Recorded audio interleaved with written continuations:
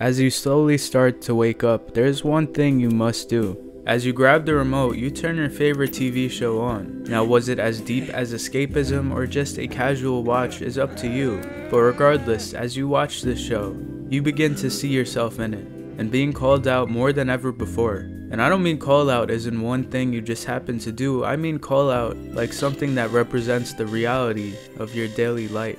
Now, why am I saying all of this? Well, because I experienced something exactly like that, watching none other than Fionna and Cake, an adult spin-off of one of my favorite childhood classics, Adventure Time. I originally put it on for that exact reason, for comfort. I would be able to see all these characters from my childhood, and I really didn't think much of it. To be honest, I saw Donald Glover in the cast and I was already hooked. But then I started to see the real stuff. First it was Fiona's dead-end job, and then we saw the character of Simon, who used to be known as the Ice King. Someone who had regrets in his past and lost both the physical and metaphorical magic in his life. But the beauty that lied in this show isn't just the depressed ass Ice King or even the dark tones, but the charismatic cast alongside him. Oh, but I feel like I didn't choose the apple. The apple chose me.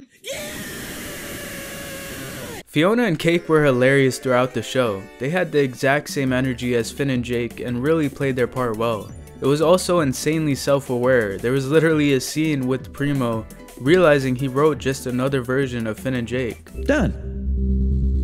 Huh. Shit, did I just copy Finn and Jake?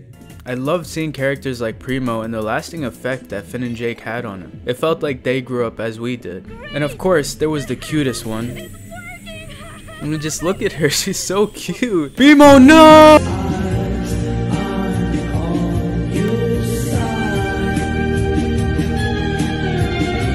What I loved the most is seeing the dynamic of Simon alongside Fionna and Cake. They were the ones that reminded Ice King why life is worth living, and in doing so, they reminded me as well. Even though I wasn't looking for it and I was just casually watching, I appreciate when a show isn't just trying to pull you in, but rather entertains you while at the same time reminds you of what's out there.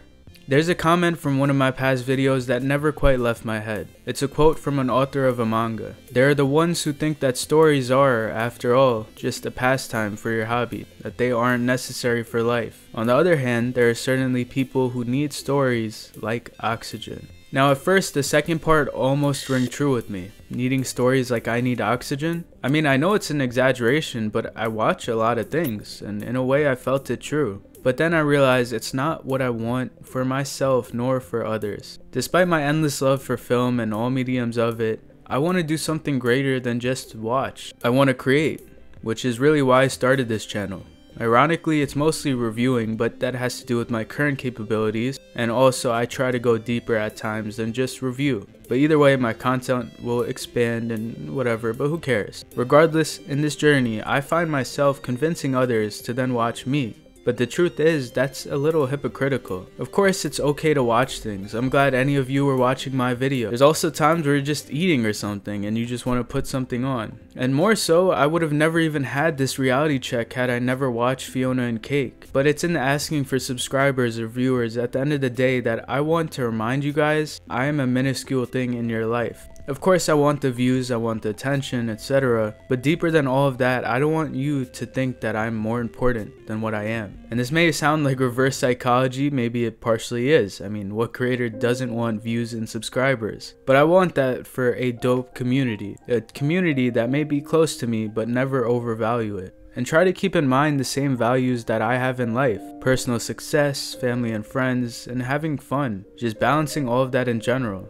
I consume plenty of media, it's obvious for my channel, and I'm sure a lot of people watching this do as well. But what creators rarely do, especially in this niche of reviewers, is remind you guys that the person behind this screen, the person writing this script, and the person making this video is doing it with mostly self-gain in mind. But it's not an evil plot like a villain in a story.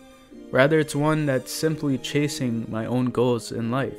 I think this is one of the best jobs if you get to the point of being able to provide, and also for its freedom and creativity. But that aside, what we need to talk more about, especially as a creator, is you on the other side of the screen. And trust me, I know it's not always about that, or you're simply not trying to hear all that.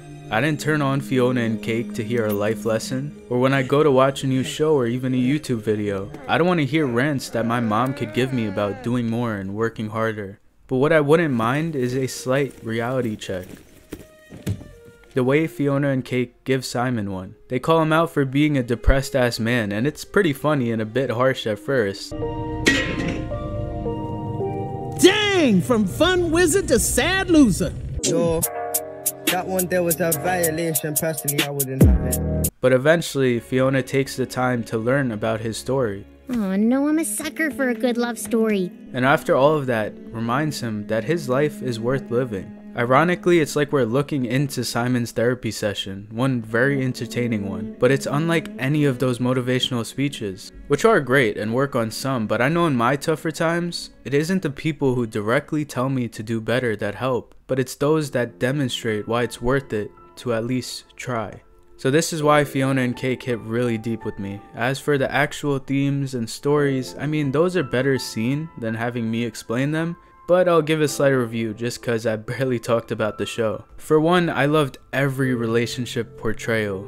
The writers got deep into their bags to pull out all types of representation, from the bad parenting to fighting with love to fighting for it. All of that was great to see and a really fun time. As for the main plot itself, I think if anything in this recent year, we learned that multiverse equals success. It just allows for so many different worlds, so many different plots and endless themes. And finally, I want to remind you guys that I will still be watching things. I'm not some woke motivator, and I hope you will continue watching as well, whether it's me or amazing shows like Fionna and Cake. But I just want you to remember that any of the content you see, past it lies the real importance, which is yourself. So like Simon learned, it won't always be great. You'll need distractions and you will have rough patches, but it's always important to, in the least, try.